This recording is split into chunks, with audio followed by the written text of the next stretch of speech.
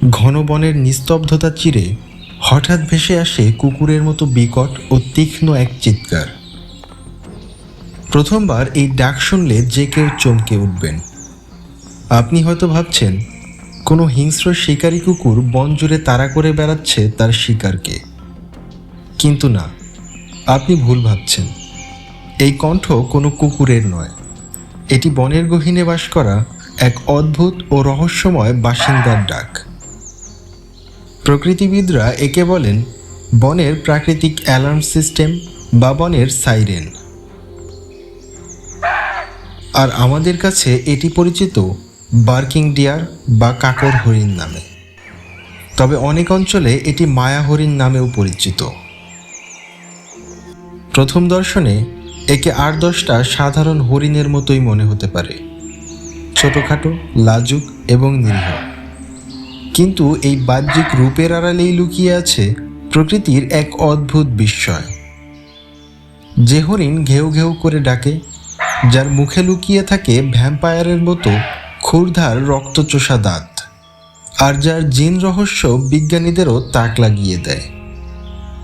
আজ আমরা প্রবেশ করতে যাচ্ছি সেই বার্কিং ডিয়ার বা মায়া হরিণের অবিশ্বাস্য জগতে। বার্কিং ডিয়ার বা মান্টজ্যাককে নিয়ে গবেষণা করতে গিয়ে বন্যপ্রাণী বিশেষজ্ঞরা এমন সব তথ্য পেয়েছেন যা শুনলে সত্যিই অবাক হতে হয়। প্রথমত, এদের এই অদ্ভুত ডাক। এরা কিন্তু অহেতুক ঘেউ ঘেউ করে না। বনের মধ্যে যখনই কোনো চিতা, বাঘ বা বড় কোনো শিকারী প্রাণীর আনাগোনা ঘটে, এরা মুহূর্তের মধ্যে তার টের পেয়ে যায়, আর তখনই এরা শুরু করে তাদের এই সতর্কবার্তা।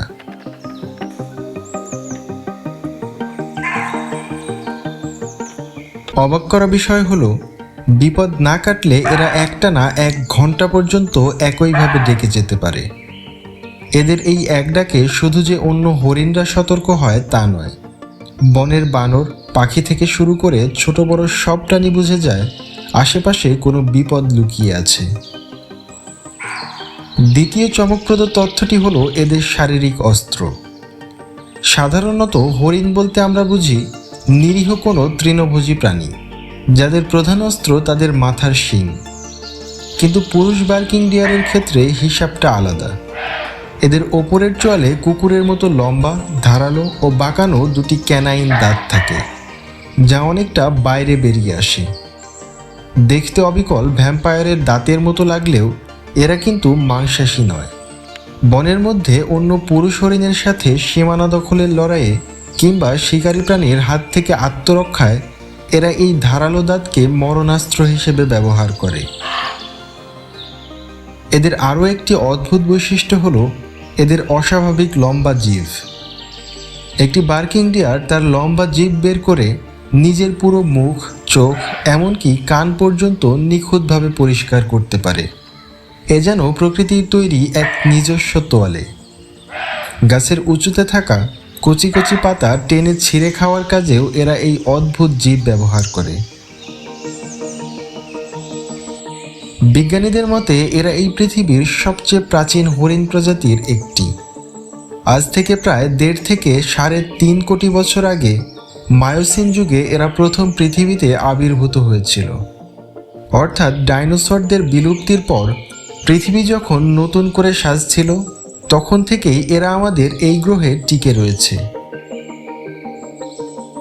তবে এদের সবচেয়ে বড় বৈজ্ঞানিক রহস্য লুকিয়ে আছে এদের রক্তে, বা বলা ভালো এদের ক্রোমোজোমে। প্রজাতিভেদে এদের ক্রোমোজোম সংখ্যায় এত বিশাল পার্থক্য দেখা যায়, যা স্তন্যপায়ী প্রাণীদের মধ্যে বিরল। যেমন ভারতীয় বার্কিং ডিয়ারের স্ত্রী হরিণের শরীরে মাত্র 6টি এবং পুরুষ হরিণের শরীরে মাত্র 7টি ক্রোমোজোম থাকে। স্তন্যপায়ী প্রাণীদের মধ্যে এত কম সংখ্যক ক্রোমোজোম থাকার রেকর্ড আর কোনো প্রাণীর নেই।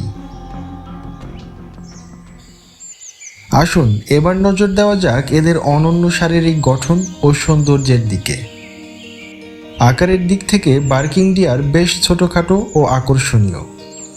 একটি পূর্ণবয়স্ক কাকর হরিণের উচ্চতা সাধারণত 20 থেকে 25 ইঞ্চি হয়ে থাকে এবং এদের ওজন হয় 10 থেকে সর্বোচ্চ 28 কেজির মতো। এদের গায়ের রং অত্যন্ত চমৎকার। সোনাঝরা লালচে বাদামি কিংবা গাঢ় বাদামি পশমে ঢাকা থাকে পুরো শরীর।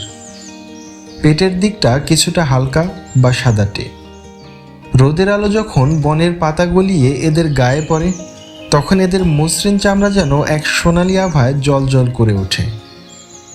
পুরুষ হরিণগুলোর মাথায় থাকে ছোট 1 বা 2 শাখা বিশিষ্ট সুন্দর শিং। এই শিংগুলোর গোড়া পশম দিয়ে ঢাকা থাকে, যা অন্যান্য হরিণের থেকে এদের আলাদা করে তোলে।